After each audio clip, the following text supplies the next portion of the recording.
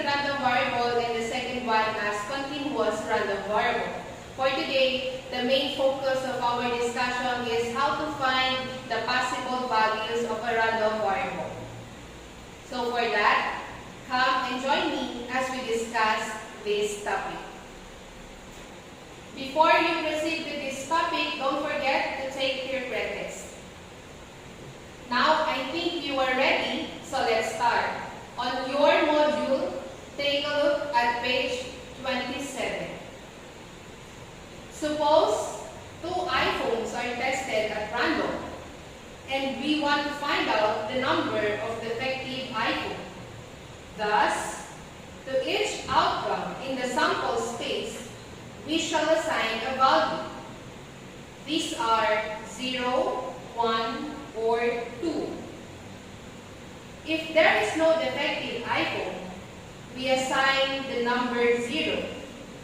If there is one defective iPhone, we assign the number 1. And 2, if there are two defective iPhone. The number of defective iPhone is a random variable. The possible values of this random variable are 0, 1, and 2.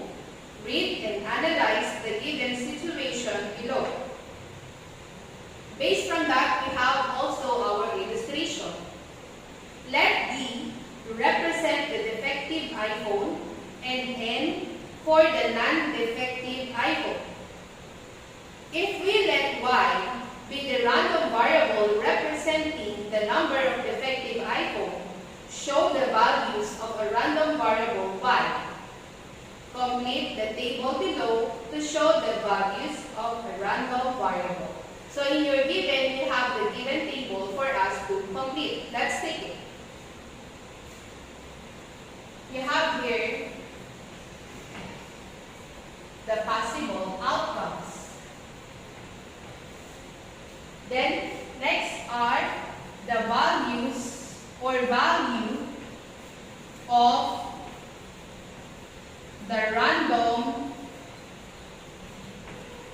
variable or your Y, which represents the number of defective iPhone.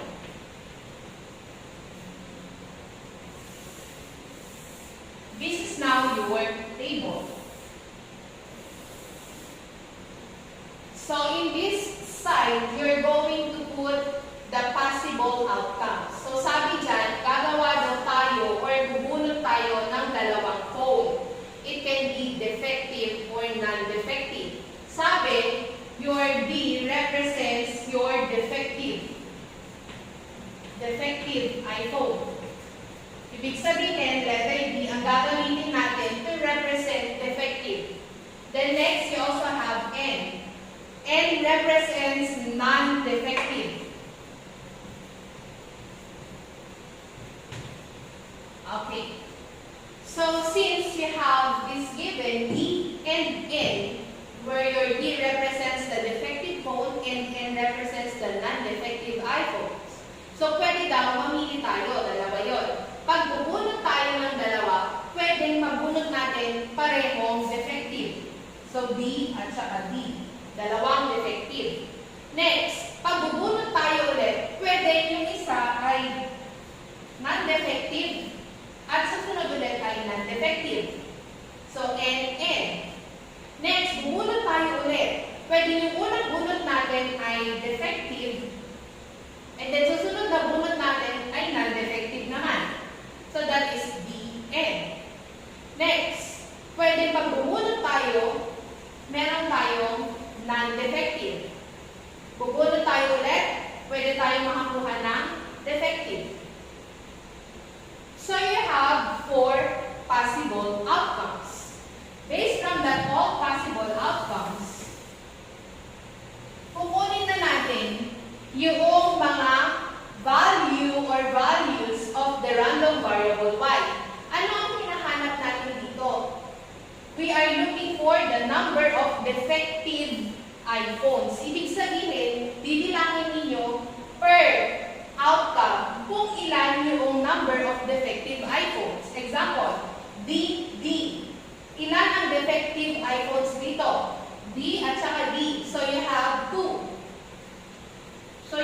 put there 2. Next, in your given non-defective and non-defective, ilan ang defective dito? Wala. Therefore, that is 0. Next, you have defective and non-defective. Ilan ang defective? You have 1. So, you will put here 1. Next, non-defective and defective. Therefore, you will put 1 again since you have 1 defective.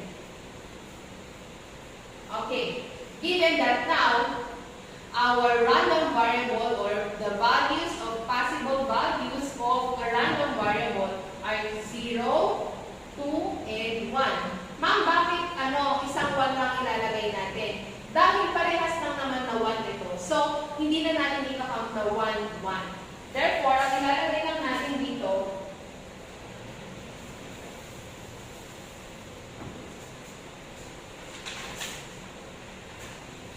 so, the possible values of the given random variable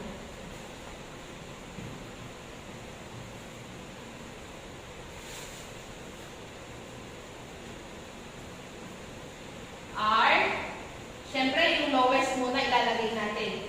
0, then 1, isang beses nang ilalagay yun. Hindi 0, 1, and 1. Hindi ganon. Minsan lang natin siya ilalagay. So, 0, 1, and 2. Yan na yung sagot natin for that given exam. Okay, so I hope you understand our first example. So, we are now ready to say example number 2. You move your module on page 28. Suppose 3 laptops are tested at random. We want to find out the number of non-defective laptops. Thus, to each outcome in the sample space, we shall assign a value. There are 0, 1, 2, or 3. If there is no defective laptop, we assign the number 0. If there are 1 non-defective laptop, then we assign number 1. If there are 2 non-defective laptops, we assign number 2.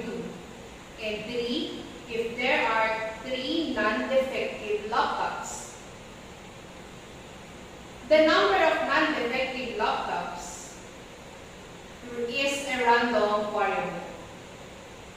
Let D represents the defective laptop and N represents the non-defective laptop. If we let X be the random variable representing the number of non-defective laptops, show the values of the random variable X. Complete the table below to show the values of random variable.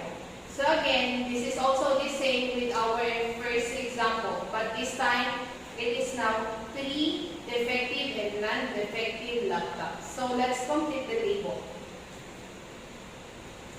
So again, you have the possible values or the possible outcomes, and you also have the value of the random variable X. Ma'am, bakit X na yun? Dahil dun sa given, sabi niya, let X represents the random variable. Unlike kanina, let Y represents the value of Y. So, or the value of the random variable. So, dito naman, X ang sinabi dun sa given, therefore, you will put there X. Next. It also represents the number of non-defective laptops. Okay, in this given, sabi niya, again, ganun pa rin, B represents the defective laptops and N represents the non-defective laptop. Okay. Unlike kanina, ang hinahanap natin or we are looking for the defective iPhones. In this given, we are looking for the non-defective. Therefore, ang hahanapin natin ay yung mga non-defective. Ilan yung bilang or possible outcomes na merong non-defective na lalabas doon sa random variable natin. So, let's put here, of course, our possible outcomes.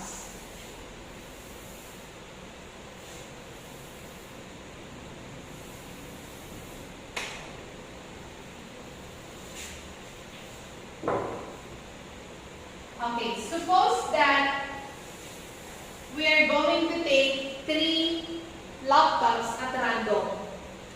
Kumuha tayo ng una, pwede yung kukunin natin una ay defective.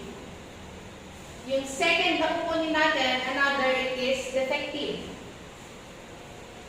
Then third, kukuha tayo ulit, it is also defective. So yan yung isang possible outcome natin. Pag kumuha tayo ng tatlo at random, pwede puro defective ang makukuha natin. Tatlong puro defective. Okay, isang outcome na yan. Next, pag kukuha tayo ulit, pwedeng defective ulit. Tapos kukuha tayo ulit, pwedeng defective ulit. Kukuha tayo ulit, pwedeng yung susunod ay non-defective na. So, defective, defective, non-defective.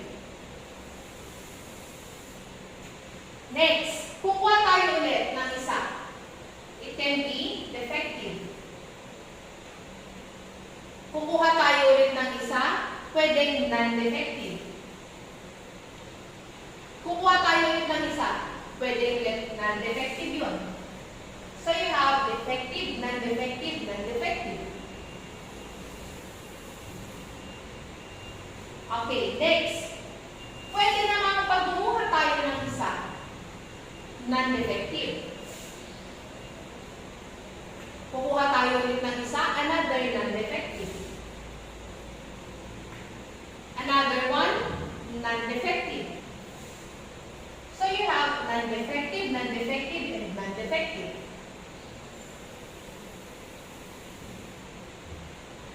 Next, non-defective, non-defective, and then defective.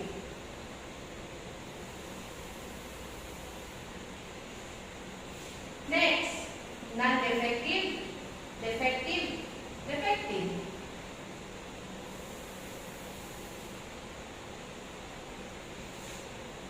Non-defective, defective, non-defective. Then you have defective, non-defective, and defective. Ma'am, pwede bang random to? I mean, kahit sino ang mauna sa kanila? Yes, pwede. Ang hindi lang pwede, yung mauulit sila. Example, meron ka na ditong defective, non-defective, non-defective.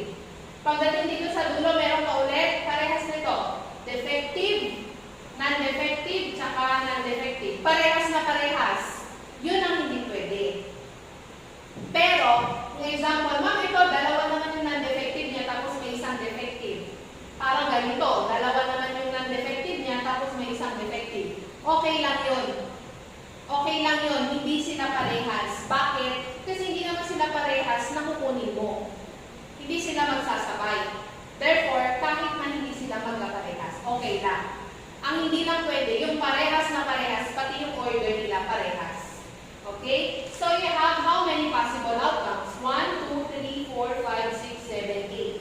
So, you have 8 possible outcomes. Ano yung hinahanap natin? We are looking for the number of non-defective laptops. Meaning, yung letter N ang bibilangin natin. In this given, may letter N ba tayo?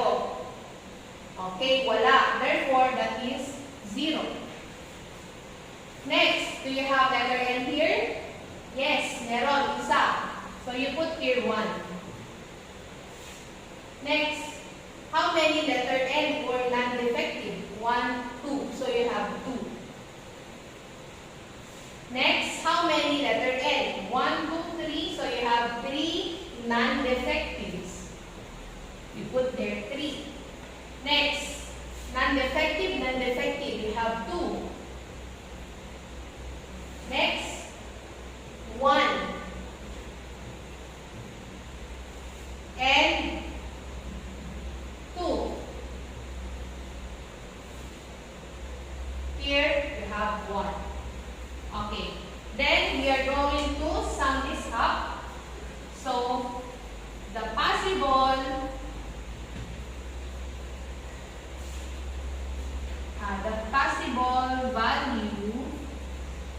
values of the given random variables are, again, tignan natin yung lowest. You have 0. Then, you have 1. Again, ulitin natin. Isang 1 lang ang ilalagay natin. Kahit meron siyang 1, 2, 3, tatlong 1. Pero isa lang ang ilalagay natin. Dahil binibilang lang naman natin kung ilang beses na magkakaroon ng isang defective doon sa given natin. So, 1 pa rin yun. Then, you have also 2. Again, parehas lang siya sa 1 na kahit na 3 o 4 o 5 na nag-appear yung number na yun, kinakount lang natin siya na isa. 2. And of course, 3. And 3. Okay. Therefore, this is now the answer for the given example for number 2. Thank you for watching. I hope you learned about finding the possible values of a random variable. See you again in our next video.